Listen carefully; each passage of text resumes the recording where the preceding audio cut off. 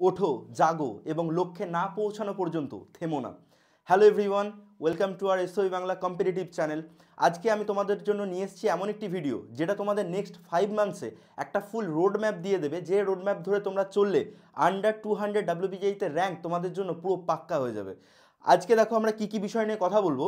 সবার প্রথমে দেখো আমরা এটা আগে জানতে হবে যে আদেও কি পসিবল আমাদের হাতে যে 5 মাস টাইম রয়েছে সেই 5 মাসে আমরা WBJ ক্র্যাক করতে কি পারবো সেটা নিয়ে কথা বলবো। যদি পসিবল হয় তাহলে কিভাবে সেটা হবে, এবং সে পসিবল হওয়ার বেশ কিছু টেকনিক নিয়ে আমরা কথা বলবো, যেরকম হচ্ছে প্যারেটো প্রিন্সিপাল। আমরা প্যারেটো প্রিন্সিপালকে কিভাবে কাজে লাগাবো যে যাতে আমরা এত ভালো একটা WBJতে র্যাঙ্ক করতে পারি, আন্ডার 200 না, এটাকে ইউজ করে তোমরা আন্ডার 50 র্যাঙ্ক করে নিতে পারবে। তো সেটাকে তোমাদেরকে দেখতে হবে এবং একটা আইডিয়াল প্ল্যানিং কি হওয়া উচিত একটা ভালো র্যাঙ্কের পিছনে, এবং তারপর প্রিপারেশনের জন্য তোমাদের বেশ কিছু প্রো টিপস যেটা আমি তোমাদেরকে দেবো সেগুলো নিয়ে আমরা একটু আলোচনা করব। চলো সবার প্রথমে আসি আমরা, এটা কি পসিবল? তোমরা সবাই জানো যদি একবার নিজেরা মনের মধ্যে কিছু ভেবে নাও তাহলে সেটা সবসময় পসিবল। নিজেদেরকে আগে বিশ্বাস করতে হবে যে হ্যাঁ এটা করতে পারবো। কি বলছে? Anything is possible but you have to believe and you have to fight. তোমাকে সবার প্রথম নিজের উপর বিশ্বাস আনতে হবে যে আমি করতে পারবো। আগে নিজের ব্রেনটাকে তো মেসেজ দাও যে এটা পসিবল, তারপর তুমি যুদ্ধ করতে শুরু করো। তুমি নিজের সবটুকু দিয়ে চেষ্টা করো, সব কিছু পসিবল। এবার আসি আমরা কিভাবে পসিবল, এবার অ্যাকচুয়াল জায়গাতে আমরা আসি কিভাবে পসিবল। এখানে আমরা প্যারেটো প্রিন্সিপাল বা 80-20 রুল নিয়ে কথা বলবো। 80-20 রুল হয়তো তোমরা অনেক জায়গায় দেখেছো, বাট অ্যাকচুয়ালি এটা আমাদের প্রিপারেশনে কিভাবে কাজে লাগাবো সেটা দেখা যাক। তুমি যদি প্রিভিয়াস ইয়ার্সকে অ্যানালাইসিস করো তুমি দেখতে পাবে যে তোমাদের 20% সিলেবাস থেকে প্রায় 80% কোয়েশ্চেন চলে আসছে।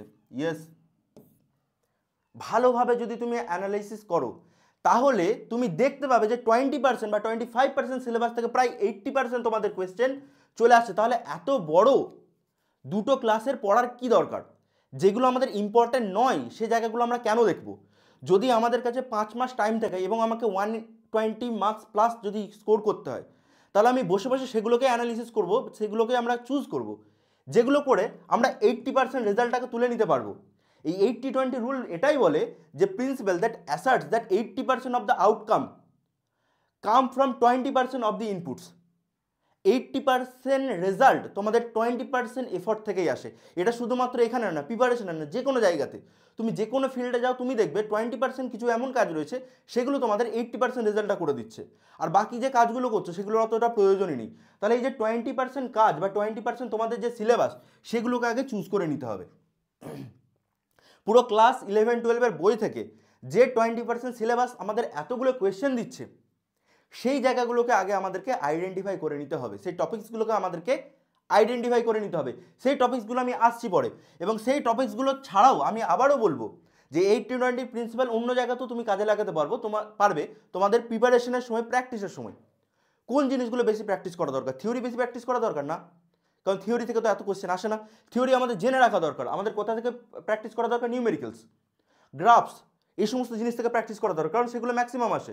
তো জায়গাগুলোকে নিজের মাথার মধ্যে অ্যানালিসিস করতে হবে। নিজে আজকে বসে 80-20 প্রিন্সিপালটা লিখে রাখো যে কোন 20% জিনিসগুলো রয়েছে, যে জিনিসগুলো আমাদের 80% রেজাল্টটাকে করে দেয় সেগুলোকে করো।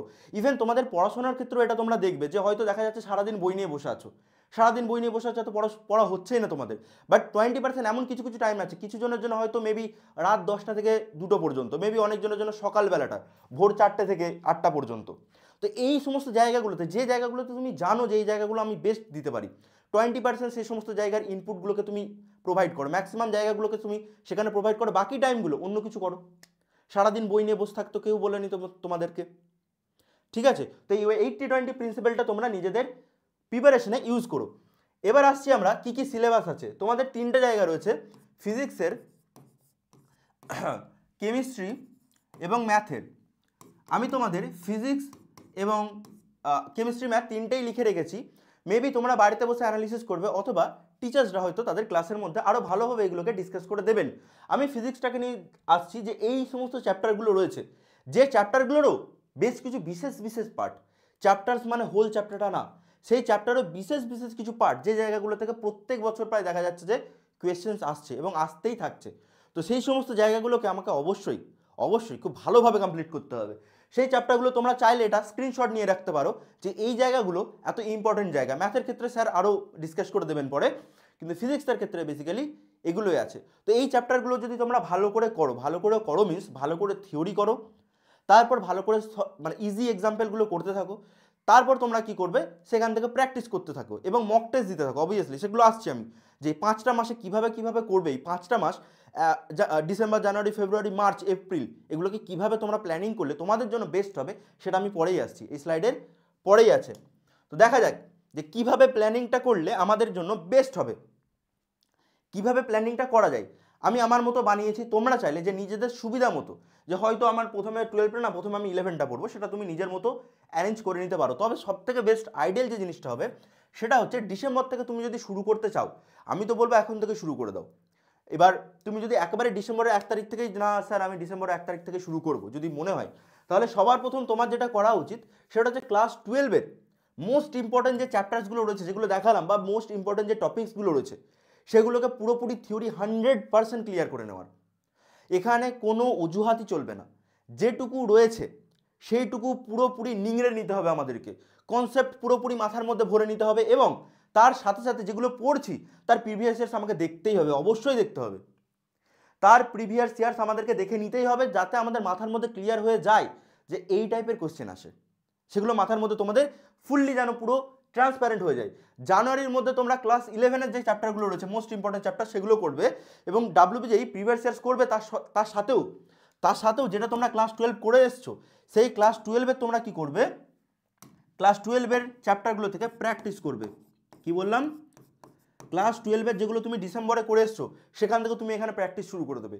শুধু ক্লাস 11টা করবো তারপর স্যার এটা করবো, এটা এখন 1 মাস পড়ে রয়েছে, সেটা না, সেটা তুমি পড়ে নিয়েছো, সেটা থেকে তুমি এবার প্র্যাকটিস করতে লাগবে। তোমার কনসেপ্ট যেগুলো 20% সিলেবাস ছিল সেটা প্রায় কভার হয়ে গেছে, তুমি জানো এই জায়গা থেকে আসছে কোয়েশ্চেন, 100% অ্যান্সার করবো, এই জিনিসটাও কিন্তু মানে ভাবাটা ঠিক নয়, মানে এই প্রসেসটাও ঠিক নয় যে 100% সব কিছু করতে যাবো ভেবে কোনোটাই হবে না, এটা তো অল্প নিলাম, ওটা তো অল্প নিলাম, এটা তো অল্প নিলাম, এইভাবে চলবে না। ইম্পর্টেন্ট জায়গাগুলোকে চুজ করো, সেই ইম্পর্টেন্ট জায়গা থেকে ইম্পর্টেন্ট টপিকসগুলোকে তুলে নাও, তারপর নিজের বাস্কেটের মধ্যে রেখে দাও এবং সেই জিনিসগুলোকে কমপ্লিট করো। ফেব্রুয়ারির মধ্যে তোমাদের যেহেতু মোস্ট ইম্পর্টেন্ট জায়গাগুলো কভার হয়ে যাচ্ছে, তাই সেই জায়গাগুলো থেকে তোমাদের এবার প্র্যাকটিস করতে হবে। অবশ্যই প্র্যাকটিস করতে হবে, তোমাদের যেখান থেকে ইচ্ছা তোমরা সেখান থেকে কভার করবে। আমার চাইলে আমাদের প্রতিজ্ঞা ব্যাচের ডিপিপিগুলো আমরা দিয়ে রাখছি, যে মোস্ট ইম্পর্টেন্ট জায়গাগুলো থেকে তুলে নিয়ে দিয়ে রাখছি, সেটা চেক আউট করতে পারো, পরে আসছি। এবং তার সাথে তোমরা মক টেস্ট অ্যাটেম্প করতে পারো, তার সাথে কি পারো তোমরা মক টেস্টটা অবশ্যই তোমাদেরকে অ্যাটেম্প কিন্তু এখন থেকে শুরু করে দিতে হবে। ফেব্রুয়ারি থেকেই যেন তোমাদের এটা অভ্যেসে চলে আসে, যে মক টেস্ট দেওয়াটা একটা অভ্যেস আমাদের, এটা যেন চলে আসে, অবশ্যই তোমাদেরকে কিন্তু সেটা খেয়াল রাখতে হবে। এবং তার সাথে তোমাদেরকে আবার প্র্যাকটিস শুরু করে দিতে হবে, আবার মক টেস্ট দিতে শুরু করে দিতে হবে, ঠিক কিনা? এটা কিন্তু অবশ্যই তোমাদেরকে করতে হবে, পুরো ফেব্রুয়ারিটা তোমাদেরকে এই করতে হবে। যা কিছু শিখে এসেছি, যে 20% সিলেবাস কমপ্লিট করে এসেছি, সেই 20% সিলেবাসের পুরোপুরি নিংড়ে নেবো প্র্যাকটিস করে, যত প্র্যাকটিস করা যায়, যতভাবে প্র্যাকটিস করা যায় ততভাবে করবো। মার্চটাও আমরা সেম জিনিস করব, কিন্তু তার সাথে ছোট্ট মতো একটা জিনিস, এবার আমি রিভিশন দিতে শুরু করব। এবার আমি আগের চ্যাপ্টারগুলো কি করব, ক্লাস 12-এ যেটা ডিসেম্বরে পড়ে এসেছিলাম বা জানুয়ারিতে যেটা ক্লাস 11 পড়ে এসেছিলাম, সেগুলোকে আমরা এবার রিভিশন দেবো ধীরে ধীরে। এবং তার সাথে আমরা কি করব, তার সাথে আমরা মক টেস্ট এবং প্র্যাকটিস শুরু করব।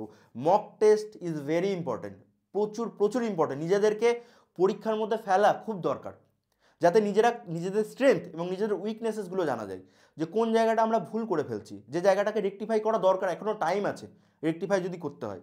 এবং তারপর লাস্ট এপ্রিল যেটা টাইম পাবে, সেটাতে যতটা তোমরা পারো, মেবি এপ্রিলে 28 তারিখ বা 29 তারিখ এইভাবে এক্সামের ডেট পড়ে, তো পুরো এপ্রিলটা তোমরা টাইম পাবে, এটা নিজেদেরকে বসে অ্যানালিসিস করতে হবে। কি অ্যানালিসিস করতে হবে, সিলেবাস কতটুকু হয়েছে, সেই সিলেবাসের বাকি কোনো জায়গা থেকে আসছে না তো, এটার সাথে এটাও রিলেটেড আছে, এটা কভার করা যায়, এইভাবে নিজেদেরকে ভাবতে হবে, নিজেদেরকে পুরোপুরি নিজেদের পারফরমেন্সগুলোকে অ্যানালিসিস করতে হবে।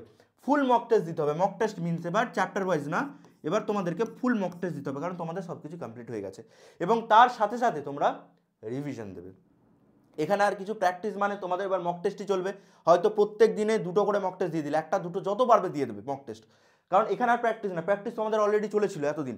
এবার তোমরা মক টেস্ট দিতে শুরু করবে, সারা দিনে হয়তো 2টো করে মক টেস্ট দিয়ে দিলে, সেটাকে বসে অ্যানালিসিস করলে, এবং তারপর তোমরা যেটুকু টাইম পেলে সেটা আগের চ্যাপ্টারগুলোকে তোমরা রিভাইজ করতে শুরু করেছো। তো এই পয়েন্টগুলো যদি তোমরা ভালোভাবে মনে রাখো এবং এই স্ট্র্যাটেজিতে যে স্ট্র্যাটেজি তোমাদেরকে দেখিয়ে দিলাম তোমরা চাইলে এটাকে স্ক্রিনশট নিয়ে রাখতে পারো। এই স্ট্র্যাটেজিতে যদি চলো এবং 100% নিজেদের সাথে বুকে হাত রেখে যদি প্রমিস করো যে আমরা এটাই করবো স্যার আর এইভাবেই চলবো স্যার, অন্য কিছু করব না, ভুলভাল দিকে কিছু যাব না, যেরকম ভেবেছি সেটা অবশ্যই করে দেখাবো, তাহলে আমি তোমাদেরকে কথা দিচ্ছি ক্লাসের মধ্যে দাঁড়িয়ে আন্ডার 200 তোমাদের র্যাঙ্ক আসবেই। আন্ডার 200 র্যাঙ্ক করতে তোমাদেরকে কেউ আটকাতে পারে না। নিজেদের উপর বিশ্বাস রাখতে হবে, নিজেরা সৎ থাকতে হবে, যেটুকু করছো অনেস্টির সাথে করতে হবে পুরো জিনিসটা, তাহলে কিন্তু কিচ্ছু তোমাদের অসুবিধা হবে না। 5 মাস এনাফ এনাফ এনাফ টাইম তোমাদের জন্য, একটা ডাব্লিউবিজি ছাড়ো যে কোনো এক্সাম ক্র্যাক করার জন্য, মানে এনাফ টাইম। সেই জায়গাটাতে তোমাদেরকে কিন্তু নিজেদেরকে একটু ঠিক করে নিতে হবে। হ্যাঁ, এবার ইউপিএসসি বললে বা ওই লেভেলে বললে সেগুলো আলাদা, বাট ডাব্লিউবিজির জন্য 5 মাস ইজ এনাফ। এবার আমি আসি কিছু টিপসে, যে টিপসগুলো তোমাদের প্রিপারেশনের সময় হয়তো ফলো করলে তোমাদের অনেকটা কাজে লাগতে পারে। কি টিপস? যখন আমরা পড়ছি স্যার, পড়তে পড়তে স্যার বসে রয়েছি 1 ঘন্টা 2 ঘন্টা, প্রথমের দিকে বুঝতে পারছিলাম, তারপরের দিকে স্যার মাথা থেকে বেরিয়ে যাচ্ছে। কেন বেরিয়ে যাচ্ছে স্যার? এর কারণ রয়েছে, কারণ আমাদের ব্রেন একটা জায়গায় একভাবে তোমার 2 ঘন্টা 3 ঘন্টা ধরে ফোকাস করতে পারে না। এই ব্রেনটারও খাদ্য রয়েছে, ব্রেনটাকে একটু রিলিজ দিতে হয়, ব্রেনটাকে একটু রিলিফ দিতে হয়। ঠিক আছে, যেরকম আমাদের লাইফে ঘুম খুব ইম্পর্টেন্ট, 6 থেকে 7 ঘন্টার প্রত্যেক দিনের ঘুম খুব ইম্পর্টেন্ট। আমি এই ফিলোসফিতে একদম বিশ্বাস করি না যে তুমি তোমাদের ঘুম তুলে দাও, 3 ঘন্টা 4 ঘন্টা করে ঘুমিয়ে তুমি সারাদিন কাজ করে দাও, খেটে যাও, এভাবে চলবে না। শরীর টানবে না, ব্রেন নেবে না, ব্রেনকে প্রসেস করতে হয়। ঘুমানোর সময় আমাদের ব্রেনের জিনিসগুলো স্টোর হতে থাকে, তো এই ব্রেনটাকে বুঝে আমাদেরকে চলতে হবে। তো সায়েন্টিফিক ওয়ে কি? সায়েন্টিফিক ওয়ে বলতে গিয়ে একটা দেখো, এখানে আমাদের রয়েছে দেখো আমাদের রয়েছে পোমোডোরো টেকনিক। পোমোডোরো টেকনিকটা কি জিনিস? পোমোডোরো টেকনিক বলছে যে তুমি যখন পড়তে শুরু করছো, যেটা তুমি ভেবে রেখেছো যে 2 ঘন্টা ধরেই পড়বো, একভাবে কোনো কিছু উঠবো না, কোথাও যাব না, পুরো এক্স্যাক্ট 2 ঘন্টা পড়বো, সেটা কিন্তু হয় না। ওইভাবে আমাদের ব্রেন প্রথম 15-20 মিনিটই ফোকাস করতে পারবে, তারপরে কিন্তু ব্রেন ফোকাস ছেড়ে যাবে। তাই 25 থেকে 30 মিনিট একভাবে মন দিয়ে পড়ো, তারপর চাইলে 5 মিনিটের একটু ব্রেক নিয়ে নাও। ব্রেক মিন্স নট মোবাইল, একদম নয়, একদম নয়। ব্রেক মানে এই নয় যে তুমি সোশ্যাল মিডিয়া বা ফেসবুকটা ঘেঁটে নিলে 5 মিনিটে। খুব খুব খুব জঘন্য একটা এটা স্বভাব আমি দেখেছি স্টুডেন্টদের মধ্যে, আমি নিজে লক্ষ্য করেছি, যে বলে যে হ্যাঁ স্যার 5 মিনিটের ব্রেক নিয়েছি, তারপর আর ইচ্ছেই করে না পড়তে। কেন করে না? তুমি এটা করেছো বলে। তোমাদের ব্রেন আরও গুলিয়ে গেছে সেটা করতে। তো মোবাইল যখন তুমি পড়তে বসবে যেন অন্য ঘরে থাকে, মায়ের কাছে রেখে আসবে, বাবার কাছে রেখে আসবে, যেন তোমাদের হাতে সেটা না থাকে। একভাবে 25 থেকে 30 মিনিট পড়লে, 5 মিনিটের ব্রেক নিলে, এইভাবে তুমি 3বার 4বার করলে দেখলে তুমি হচ্ছে। এবার ব্রেকটা তোমার হতে পারে মেবি মায়ের সাথে গিয়ে একটুখানি কথা বলে এলাম, মেবি বাইরে থেকে একটুখানি সবুজ কোনো জায়গা থেকে ঘুরে এলাম, বাগান থেকে একটু ঘুরে চলে এলে বাইরে বেরিয়ে, 5 মিনিটই, তার বেশি না। তারপর এসে আবার পড়তে শুরু করে দিলে। ইভেন এটা আমি নিজের প্রিপারেশনের সময় আমি ইউজ করেছিলাম। আমি যখন এইচএসে পড়েছি তখন আমি এই টেকনিক ইউজ করেছি। আমি একভাবে পারতাম না করতে, তখন আমি 8 ঘন্টা করে পড়তাম, 2 থেকে 3 মিনিট বা 4 মিনিটের ব্রেক নিতাম। ব্রেক মিন্স বাইরে থেকে একটু যেতাম, ঘুরে চলে আসতাম, আবার পড়তে বসতাম। এটা আমার অভ্যেসই হয়ে গেছিলো, বাট এটা আমার মানে আননোয়িংলি আমাকে হেল্প করে দিয়েছিল তখন। সেটা আমি পরে জানতে পারি যে এটা একটা নাম রয়েছে, এটার নাম হচ্ছে পোমোডোরো টেকনিক। এবার পোমোডোরো টেকনিকটা যদি আরেকটু এক্সট্রিম লেভেলে চালাতে যাও, যে স্যার না মোটামুটি আমি 1 ঘন্টা পর্যন্ত তো ফোকাস করে নিতে পারি, তাহলে বলবো ঠিক আছে, তুমি 50 মিনিট তুমি একভাবে পড়ো, তারপর 10 মিনিটের একটু ব্রেক নিয়ে নাও, বা 1 ঘন্টা একভাবে পড়ে তারপর ব্রেক নিয়ে নাও, যদি পারো 1 ঘন্টা একভাবে ফোকাস করতে। যদি খুব রেয়ার কেসে, এখন তো আরও বেশি প্রবলেম, তোমাদের অ্যাটেনশন স্প্যান এত কমে গেছে যে রিলস দেখে দেখে যে 15 সেকেন্ড বা 30 সেকেন্ডের বেশি অ্যাটেনশন আসেই না। সেই জায়গাতে তুমি দাঁড়িয়ে একভাবে 1 ঘন্টা পড়বে, মানে সেটা তো খুবই ভালো কথা যদি হয়, কিন্তু তারপরে একটুখানি ব্রেক দিও, ব্রেনটাকে একটুখানি শান্ত করো। মোটামুটি একটু যদি চাও একটু হালকা কিছু মিউজিক শুনে নিও, রবীন্দ্রসঙ্গীত একটু শুনে নিও। মিউজিক মানে এমন না যে হানি সিং চালিয়ে বসে গেলে, রবীন্দ্রসঙ্গীত কিছু একটা হালকা শুনে নিও, তারপর আবার চলে এসো। থার্ড আসছি আমরা ভিজুয়ালাইজেশনে। ভিজুয়ালাইজেশন অনেকভাবে হতে পারে। আমি বলি যখন কিছু চ্যাপ্টার পড়বে প্রিপারেশনের সময়, সেই চ্যাপ্টারটা তোমাদের কমপ্লিট হলে, ইম্পর্টেন্ট মানে টপিকসগুলো তোমরা পড়ে নিলে, তারপর নিজের একটা মাইন্ড ম্যাপ বানাতে শুরু করো। মাইন্ড ম্যাপ নিয়ে আমি আগেও বলেছি মাইন্ড ম্যাপ কীভাবে বানাতে হয়। চ্যাপ্টারের নামটা প্রথমে এখানে থাকবে পুরো পাতার মাঝখানে, A4 বা A6 পাতার মাঝখানে। সেই চ্যাপ্টার থেকে ব্রাঞ্চেস বেরোবে, যে ইলেকট্রোস্ট্যাট, তাই ইলেকট্রোস্ট্যাটের মধ্যে ইলেকট্রিক ফিল্ড রয়েছে, গস থিওরেম রয়েছে, এগুলো ছোটো ছোটো এইভাবে তোমরা চাইলে গুগলে সার্চ করে নিতে পারো যে কিভাবে একটা মাইন্ড ম্যাপের চিত্র হয়। সেরকম মতো বসে নিজেরা পাতার মধ্যে একটা মাইন্ড ম্যাপ বানিয়ে নেবে। কারণ আমাদের ব্রেন ওয়ার্ডসে ভাবতে পারে না, আমাদের ব্রেন সবসময় পিকচার্সে ভাবে। এটা আমি আগেও তোমাদেরকে টেকনিকটা বলেছিলাম, যখন আমরা বলি একটা ব্ল্যাক এলিফেন্ট বা কালো হাতি, তোমাদের ব্রেনে তখন একটা কালো হাতির চিত্র চলে আসে, ওয়ার্ডসে ব্রেন ভাবতে পারে না। তো যত সুন্দরভাবে একটা চিত্র বানিয়ে নেবে তুমি, নিজের পাতার মধ্যে পুরো চ্যাপ্টারটাকে তুমি তুলে নিলে, তাহলে তোমার ওই চ্যাপ্টারটা পুরো ব্রেনের মধ্যে পুরো ভিজুয়ালাইজ হয়ে যাবে এবং মাথার মধ্যে থেকে যাবে দীর্ঘকালের জন্য। শুধু প্রিপারেশনের সময় মুখস্থ করে চলে গেলাম থিওরিগুলো বসে বসে, যে F=1/4πε0 এর থেকে বেটার হচ্ছে তুমি পিকচারে মাইন্ডটাকে স্টেবল করে নাও। তো সেটা হচ্ছে ইউজ ভিজুয়ালাইজেশনকে ইউজ করে, এবং সবথেকে ইম্পর্টেন্ট ডিস্ট্র্যাকশন। সেই ডিস্ট্র্যাকশনটা অবভিয়াসলি তোমাদের এজে মোবাইল, অনেকে পার্সোনাল অনেক কিছু হতে পারে, তোমরা বুঝে যাচ্ছ কি বলতে চাইছি। সেই জায়গাগুলোকে একটুখানি দূরে রাখতে হবে। এখন তোমাদের কাছে আর মাত্র 5 মাস সময় রয়েছে, সেই 5 মাসে নিজেদেরকে ফুললি ইকুইপড করে নিতে হবে। যত তোমাদের হাতিয়ার রয়েছে সব কিছুকে তোমাদেরকে ইউজ করে নিতে হবে এই সময়, দিয়ে নিজেকে ফুল একটা ওয়ারিয়ার বানিয়ে নিতে হবে। তো এই টাইমটা তোমরা ওয়েস্ট করতে পারো না একটা সেকেন্ডের জন্যও না। যতটুকু টাইম পাবে ফুললি তোমরা ইউটিলাইজ করবে। মেবি তোমাদের হতে পারে যে বিকেলের টাইমে আধ ঘন্টা কোথাও গেলে খেলে চলে এলে, ব্যাস এতটুকুই, আর কিচ্ছু হবে না। সেই খেলাটাও জরুরি ব্রেনের জন্য, কিন্তু অন্য কোনোভাবে, বা মোবাইল সব থেকে বড় কথা, যেন ডিস্ট্র্যাকশনের না আসে তোমাদের। একবার মোবাইলটা ইউজ করতে শুরু করলে 5 মিনিটের জন্য দেখা গেল 5 ঘন্টা পেরিয়ে গেছে, তারপর হুঁশ আসছে। ব্রেনটাকে পুরো হাইজ্যাক করে নেয়। আর মোবাইল ইউজ করার পর ব্রেন আর কিছুভাবেই কিছু নিজেদেরকে সাথ দেয় না। সেই জায়গাগুলো একটু মাথায় রাখবে, ডিস্ট্র্যাকশনটাকে একটু সরিয়ে রাখবে, আর এক্স্যাক্টলি এই ট্রিক্সগুলোকে ফলো করবে। তোমাদের আন্ডার 200 না, আমি কথা দিচ্ছি যদি 100% করো তাহলে তার থেকেও ভালো র্যাঙ্ক তোমাদের আসবে, আন্ডার 100 র্যাঙ্ক চলে আসবে তোমাদের। তো এই গেল আজকের ভিডিও। আজকের ভিডিওর জন্য এতটুকু ছিল। এবার আসি আমরা আমাদের কোর্স নিয়ে, যেটা আমাদের প্রতিজ্ঞা 2.0 আসছে। সেই কোর্সের মধ্যে আমরা সব কিছু জিনিস, যেভাবে তোমাদের ইম্পর্টেন্স চ্যাপ্টার্সগুলো রয়েছে সেগুলোকে কভার করিয়ে আসছি আমরা। সেই কোর্সটা চাইলে তোমরা চেক আউট করে নিতে পারো। সেখানে আমরা প্রত্যেক দিনের ডিপিপি আপলোড করে দেওয়া হয়। সেই জায়গাগুলোতে আমরা মক টেস্টের ব্যবস্থা করেছি, মক টেস্ট নেওয়া হচ্ছে, এবং সেটা তোমাদের এপ্রিলের এক্সাম পর্যন্ত তোমাদের ভ্যালিডিটিটা থাকবে। তোমরা চাইলে কোর্সটাকে একটু চেক আউট করে নিতে পারো। তোমাদের কাছে এখন এনাফ টাইম রয়েছে, 5 মাস টাইম রয়েছে। তোমরা চাইলে এখান থেকে আমাদের দেখতে পারো এবং কোর্সটা নিতে পারো। সেখানে আমরা টিচার্সরা খুব ভালোভাবে ছেলেদেরকে প্রিপারেশন করাচ্ছি। তো আজকের ভিডিওর জন্য এতটুকুই। পরবর্তী ভিডিওতে যে চ্যাপ্টারগুলো নিয়ে কথা বললাম, যে চ্যাপ্টারগুলোর ইম্পর্টেন্ট যে টপিকসগুলো রয়েছে, সেগুলো আমাদের এই এসওই বাংলা কম্পিটিটিভ চ্যানেলে ধীরে ধীরে আপলোড হতে থাকবে। তোমরা চ্যানেলের উপর একটু লক্ষ্য রেখো। আবার দেখা হচ্ছে তোমাদের সাথে পরবর্তী ভিডিওতে।